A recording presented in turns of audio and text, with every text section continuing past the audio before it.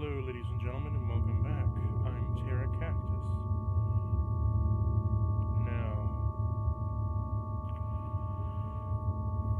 suddenly another voice interrupts Dr. Iro and turns his attention away from me and turns around to face me, right looking blankly as if nothing is coming, in communication with his eyes. After a few moments, he nods to look back at me.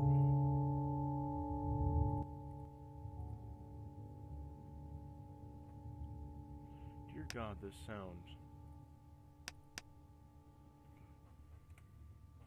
It would seem that others conclude the session for today. We will continue this later. I was left here alone to do nothing. His conference with the Eternal me didn't help, but left more questions unanswered. I cupped my face with both hands and rested my elbows to my knees, closing my eyes tightly while wishing they only opened and everything would just be a nightmare. Hey! Another ethereal voice can be heard in my head, but this voice is different from any other voice I've heard so far. The voice is soft, calming, and soothing. I was trying to call my name, but limited perception still prevents me from hearing my own name. It felt so familiar, it forces me to turn around and look for the source. After turning around for more than a half circle to my right, a little far off the chair, I can see a white figure standing and waving its hand at me. Its perpetual motion seems to be asking me to approach. I raise my hand from the chair whilst still cleaning my doubt and slowly approach the figure as far. Come on! Its movement breaks and stops, waving its hand from the sideward and begins to waving its hand back and forth. Slowly I begin to notice the white figure is a girl.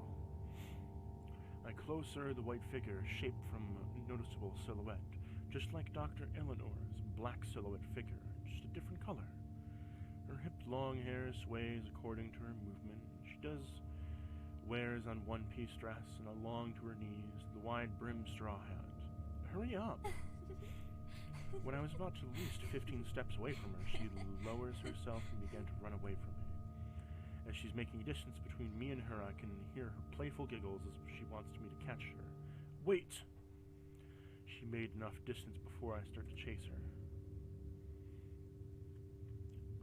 She had enough distance before I could chase her. She doesn't run fast. It didn't take much effort for me to catch her.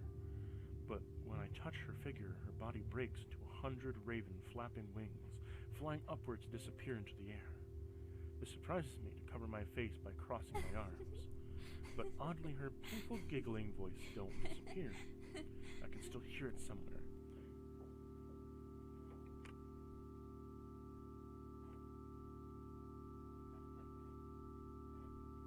I can turn my face right to the backwards to find her again. Hey! I can hear her instead approaching. I turn myself to ignore her. But whenever I turn to see her, it came from afar at the front of my eyes. Enough! I unleash my rage and shout at the top of my lungs, but by doing so, this place's sky around me begins to turn upside down. Black ground shifts forward and the gray skies shift backwards until the black ground ends up in a place of the gray skies, and the gray skies ends up in the former place of the black ground. But the other side of the white figure stopped giggling and calling me. A sudden paradigm shift in the place makes me terrified again. I want to get out. For at least 4 times I turned my face backwards looking at the desk and chair, or to exit finding anything, until suddenly I see the same white figure again. But now she is hanging from the black ground ceiling, staring its hollow face at me blankly. You're late. Huh? She touched my forehead using her right index finger. Her touch makes me flinch and close both my eyes. Her touch makes the whole place collapse, and the sensation of her touch soon is forgotten by the explosion of the gushing wind all around me. I don't like what happened to this place. The next thing I know, I'm unconscious. I fall into a dreamless slumber. Time resolves, the world rotates, all without me. There is absolutely no way for me to know how long time has passed. My mind literally turned off for a moment, sleeping, soaked in a dreamless rest so peaceful. These moments of tranquility I am enjoying soon get disturbed by the falling sensation. My body suddenly feels heavy and as if thrown into the heights while high off the ground, but I'll never be able to see and enjoy the drop nor the fall. I just felt a spontaneous jolt when I wakes up my corporeal body. Yeah! I wake up in the same room where I remember the clash of 7 people. Despite still having to adjust my breathing this time, I woke up peacefully. No sudden need to contemplate my surroundings, nor need to protect myself. This kind of serenity gives me a chance to understand the situation. I realize that I'm resting in an infirmary of a small ship. Unlike the last time, I slowly get off the bed and slowly trace towards the doorway, which is covered by a cloth. From here I can see small corridors, which only leads 2 ways. This infirmary, and at the right end of the corridor. I lay my hand on the left side of the wall and prevent the dizziness from the ship's wobbling. The corridor's wall make it from the brushed fingertips of the floor made of metal.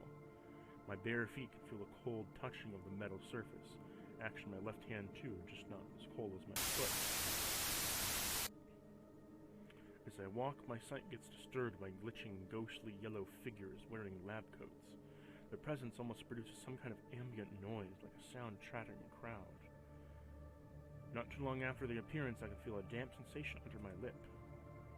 I raise my hand and rubs my mustache area, and indeed there's something liquid dripping from my nostrils. I lower my eyes and I see the figure of drenched in blood.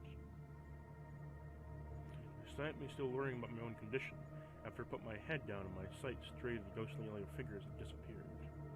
In the end, the corridor square is lightly bright.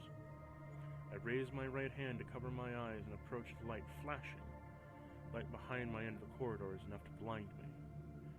I ascend the small stairs where it leads to the upper deck.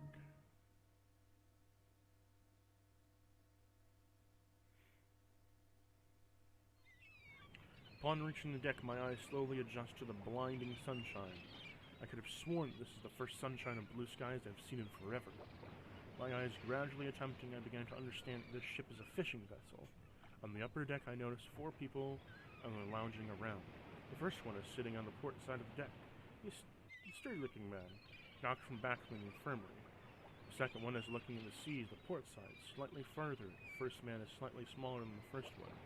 His distinctive features is a black cap and a red front brim of wearing. The next one is standing near the starboard, taking a fourth and third of his wearing shorts and pants. Last one is wearing a white striped orange shirt. The one wearing cap and the one looking at the short pants have noticed my presence. They let the 2 others on the other side of the short pants proceed to enter the door of the deck, right to the doorway of the lower deck. You okay? One knocked me back and approached me, offering a handshake. I look at us hesitantly, reluctantly respond in his gesture. Unlike the last time, he's turned out to be so friendly enough. Might be my fault, though. I'm Mori. You should talk to a doctor. Doctor? I first thought was the name Ehorn, but then it wouldn't be that easy. Plus, I knew whatever happened must be separated from me and Ehorn. Yeah, Tim is calling him. He had averted me from my eyes, and this point to the door, one wearing the short pants entered earlier. Ah, there they are. He was finished speaking, and he immediately returns to a place where he was sitting. From behind the door, 2 figures appear. The first one is wearing short pants. The second one is... why can't I just call it shorts? If I recall correctly, this last figure was before my concussions last time I was awake. Doctor? Yes, my name is Jordan. You feeling well enough? This confirmation of identity makes me disappointed. I was slightly hoping the doctor was called Ehorn. But even his excited door began to attempt the fact that his appearance and voice are completely different from the black silhouette that I met when I was unconscious. Yes, do you know what happened to me? Frankly, I'm not sure. Great, just someone who doesn't know anything. I was hoping you could tell me. We should talk in the infirmary. He points the right palm towards the lower deck corridors, the place I was coming from. He walks 4 leads way back to the infirmary. So, what happened to me? Like I said, I'm not sure. What was the last thing you remember? I was floating in the ocean that night. I mean, about you. Again, I try to remember anything I can about myself. mind is hide my memory too well. I can't remember anything, not even glimpses. As if I was born yesterday. I'm sorry, I can't. I see. He comments briefly to hint at the disappointment he could be heard in his voice. After a small chit-chat, I return to the infirmary. Jordan waving a cloth covering the doorway, I enter the room. Soon I follow him inside and stop awaiting his side of the story. Wait, how long have you been passed out? About 14 hours. Before you were passed out for about 5 hours. Before I woke up, clashed with your crew? Yeah, you know, More's the strongest in the ship, and you two won against him. Is that so? Yeah, even you managed to escape from Fall Man's restraint. In retrospective, I highly doubt it. I don't know how I did that. I'm not even sure if I can move in the chair now. Probably you had adrenaline surge. Something like that. It might be the cause, I know, the ferocity this time. When I found you, we were just wearing this. Jordan takes a jacket hanging from the wall in the mirror and gives it to me. The jacket is very thick, decorated with a fur collar, just like they were wearing in winter. I immediately searched the 4 pockets for any clues, and the first thing in the right hip pockets and the right chest pockets, but nothing. The only thing that caught my attention was the name above the tag, the left chest pocket. Theodore Quinton. Is that your name? Jordan notices, focusing on the tag. My brain tries aggressively to scan and remember this name. I push myself, trying to find and remember so forcefully it had begun to hurt. I press my right hand against the left eye and suppress the pain. Despite my effort, the pain is always. I can't remember anything. I can't remember. It's okay. You don't have to force yourself. Jordan takes the jacket away from me and helps me sit on the bed. Maybe it's the case that it collapsed suddenly. Despite I don't like being treated like this, I can't help but accept his gesture. What is happening with me? Why can't I remember anything? Jordan stares at me, his eyes filled with curiosity. I can tell he's also asking the same questions. My guess is you're suffering from severe amnesia. A long-term memory has been afflicted. Although I don't know the details, since I'm not a neurologist. I press my right hand against my left eye, harder to suppress the sudden sharp pain inside my head. It feels like it's coming with a sudden presence of glitchy ghost figures. But instead, the earlier one this time, the figure is a colorful ghost of children, running and playing all over the room whilst laughing and playing. What's wrong? Jordan exclaims, but suddenly removed my right hand from my shoulder and pressed me to my face. He uses both of his hands to my shoulders, lead towards the bed. Are you seeing that? I asked him whilst pointing towards the ghostly figures of children inside of this room. Seeing what? It seemed that he could not see them. Those ghostly figures are only visible to me. No, never mind. Those figures gradually disappear one by one, each of them disappearing in the shape of the pain in my head. Also feeling better as slowly fades away. If I don't, could reveal my identity, and I don't being... If I don't have anything that could reveal my identity, then don't mind being called Theodore Quinton. He goes silent for a moment, staring at me intensely. This time I can feel his eyes judging me. I have checked your name in the last night. You've been searched for aircraft, though. Aircraft? It would seem that you were escorting some kind of private corporation. Some accident happened, you might have gotten hurt in amnesia. I see. Where was I going? India. Then there's where I should go. In 2 days we're returning to Memphis, Mombasa, but we have arranged a rescue party to pick you up on the pillar. Thanks. It's okay. Is there something I can help you? I'm glad at least I can hear some good news without Jordan and the crew. I'm probably dead on the sea. I don't know how to express my gratitude for this, at least I can do for them. No, it's okay. I insist. Really, I hate feeling responsible to safety. I take the liberty to walk off the infirmary towards the deck looking for something I can do. Also, since my last headache, I'm pretty sure of my condition. The only dizziness I can feel right now is from the constant wobbling of the ship. You should rest. I haven't checked on your condition thoroughly. Don't worry, I'll be fine now. Plus, you've seen what I'm capable of, right? I did beat your friends. As I hastily walk through the corridor again, sunlight blinds my sight.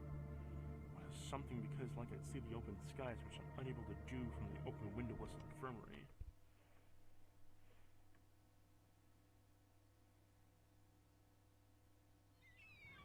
When I reached the deck, one of the ship's crews left, leaving only 3 men on the deck. A sturdy-looking man in a tight shirt was wearing a short pants, and wearing a white striped orange shirt. "Are you sure?"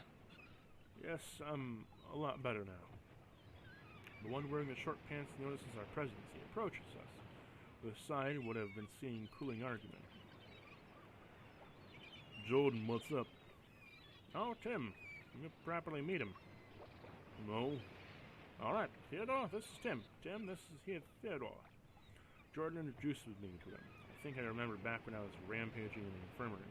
"Hi, sorry about that, then." "It's gay. You don't need. You seem like to be stronger than Maury. Be able to fight 4 men in restraint." Jordan shakes his head a little, asking Tim about the private conversation with him. I understand a few steps back, letting them have them privacy. From a distance, I can see Jordan trying to explain something while whispering to Tim. Seems disagreeing with him whilst also whispering. Seeing them having a disargument makes me wishing that I was not talking about me. Finally, I see the agreeing on something. After that, they finish talking. Jordan approaches me, while Tim returns to his friends to talk about something. "Sorry, had to sort something out." "Did I do something wrong?" "No, not you." Jordan pauses for a moment. Well, ladies and gentlemen, I'll see you in the next episode when we get to continue this. I'm Tira Cactus. Bye-bye.